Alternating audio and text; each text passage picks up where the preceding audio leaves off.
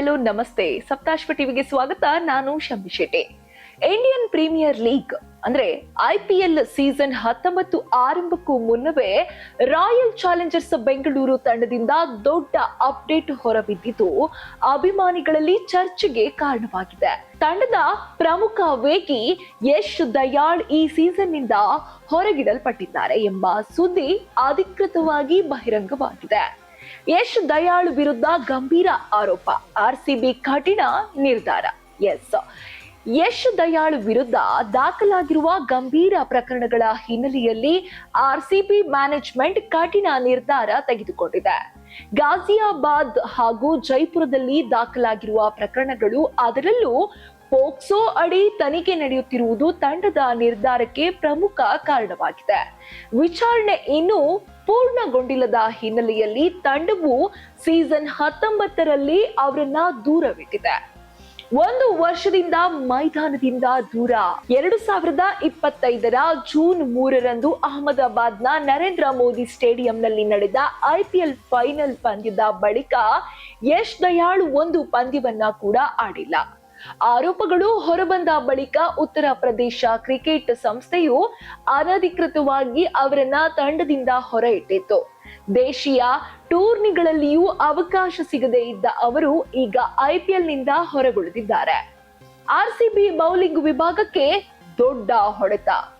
ಕಳೆದ ಕೆಲವು ಸೀಸನ್ಗಳಲ್ಲಿ RCB bowling ದಾಳಿಯ ಪ್ರಮುಖ ಶಕ್ತಿಯಾಗಿ ಗುರುತಿಸಿಕೊಂಡಿದ್ದ ಯಶ್ ದಯಾಳ್ ಅನುಪಸ್ಥಿತಿ ತಂಡಕ್ಕೆ ಈಗ ಹಿನ್ನಡೆಯಾಗಿದೆ. ಜೋಶ್ ಹೇಜಲ್ವುಡ್ ಮತ್ತು ಭುವನೇಶ್ವರ್ ಕುಮಾರ್ ಜೊತೆಗೂಡಿ ಅವರು ರಚಿಸಿದ್ದ ವೇಗದ ದಾಳಿ ತಂಡದ ಯಶಸ್ಸಿಗೆ ಪ್ರಮುಖ ಕಾರಣವಾಗಿತ್ತು. ವಿಶೇಷವಾಗಿ ಡೆತ್ ಓವರ್ಗಳಲ್ಲಿ ಅವರ ನಿಯಂತ್ರಿತ ಬೌಲಿಂಗ್ ತಂಡಕ್ಕೆ ಅನೇಕ ಪಂದ್ಯಗಳಲ್ಲಿ ಗೆಲುವು ತಂದುಕೊಟ್ಟಿತ್ತು. ಚಾಂಪಿಯನ್ ಅಭಿಯಾನದಲ್ಲಿ ದಯಾಳ್ ಕೊಡುಗೆ ಮರೆಯಾಗದು. ಹೌದು, ಕಳೆದ ಸೀಸನ್ನಲ್ಲಿ RCB ಚಾಂಪಿಯನ್ ಆಗಲು ಯಶ್ ದಯಾಳ್ ಮಹತ್ವದ ಪಾತ್ರ ವಹಿಸಿದ್ರು. 15 ಪಂದ್ಯಗಳಲ್ಲಿ 13 ವಿಕೆಟ್ಗಳನ್ನ ಕಬಳಿಸಿದ ಅವರು ಒತ್ತಡದ ಕ್ಷಣಗಳಲ್ಲಿ ಸಮರ್ಥ ಪ್ರದರ್ಶನ ನೀಡಿದ್ರು. ಅವರ ಅನುಪಸ್ಥಿತಿಯಲ್ಲಿ RCB ಬೌಲಿಂಗ್ ಹೇಗೆ ರೂಪುಗೊಳ್ಳುತ್ತದೆ ಎಂಬುದು ಈಗ ಪ್ರಶ್ನೆಯಾಗಿದೆ. ಮಂಗೇಶ್ ಯಾದವ್ಗೆ ಅವಕಾಶ, ಹೊಸ ನಿರೀಕ್ಷೆ.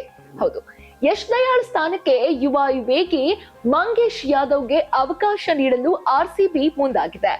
ಮಧ್ಯಪ್ರದೇಶ್ T20 ಲೀಗ್ ನಲ್ಲಿ ಮಿಂಚಿದ ಮಂಗೇಶ್ ಕೇವಲ 6 ಪಂದ್ಯಗಳಲ್ಲಿ 14 ವಿಕೆಟ್ಗಳನ್ನ ಪಡೆದು ಗಮನ ಸೆಳೆದಿದ್ದಾರೆ. ಸೈಯದ್ ಮುಸ್ತಾಕ್ ಅಲಿ ಮತ್ತು ವಿಜಯ್ ಹಜಾರೆ ಟ್ರೋಫಿಗಳಲ್ಲಿಯೂ ಉತ್ತಮ ಪ್ರದರ್ಶನ ನೀಡಿರುವ ಅವರು ಆಲ್ರೌಂಡರ್ ಸಾಮರ್ಥ್ಯ ಹೊಂದಿದ್ದಾರೆ. ಹೇಜಲ್ವುಡ್ ಲಭ್ಯತೆಗೂ ಅನುಮಾನ, ಚಿಂತೆ ಇನ್ನಷ್ಟು ಹೆಚ್ಚಳ. ಹೌದು, ಇನ್ನೊಂದೆಡೆ ಅನುಭವಿ ವೇಗಿ ಜೋಶ್ ಹೇಜಲ್ವುಡ್ ಈ ಸೀಸನ್ ನಲ್ಲಿ ಆಡಲಿದೆಯೇ ಎಂಬುದು ಸ್ಪಷ್ಟವಾಗಿಲ್ಲ. ಹೀಗಾಗಿ ಇಬ್ಬರು ಪ್ರಮುಖ ವೇಗಿಗಳ ಅನುಪಸ್ಥಿತಿ ತಂಡದ ಸಮತೋಲನಕ್ಕೆ ಧಕ್ಕೆಯಾಗಿದೆ. ಮುಂದಿನ ಸವಾಲು ಬೌಲಿಂಗ್ ಮರು ಸಂರಚನೆ. ಒಟ್ಟಾರೆ RCB ಬೌಲಿಂಗ್ ವಿಭಾಗದಲ್ಲಿ ಉಂಟಾದ ಈ ಶೂನ್ಯವನ್ನ ತುಂಬುವುದು ತಂಡದ ಮ್ಯಾನೇಜ್ಮೆಂಟ್ಗೆ ದೊಡ್ಡ ಸವಾಲಾಗಿದೆ. ಯುವ ಆಟಗಾರರಿಗೆ ಹೆಚ್ಚಿನ ಅವಕಾಶ ನೀಡಿ ತಂಡದ ಸಮತೋಲನ ಸಾಧಿಸುವುದು ಅನಿವಾರ್ಯವಾಗಿದೆ. ಈ ದುರ್ಬಲತೆಯನ್ನು ಹೇಗೆ ಸಮರ್ಥವಾಗಿ ನಿಭಾಯಿಸುತ್ತಾರೆ ಎಂಬುದರ ಮೇಲೆ RCB ತಂಡದ ಈ ಸೀಸನ್ನ ಭವಿಷ್ಯ ಅವಲಂಬಿತವಾಗಿದೆ. ಇದು ಈ ಹೊತ್ತಿನ ವಿಶೇಷ. ಇನ್ನಷ್ಟು IPL ಅಪ್ಡೇಟ್ಸ್ಗಾಗಿ ನೋಡ್ತಾ ಇರಿ ಸಪ್ತಾಶ್ವ ಟಿವಿ.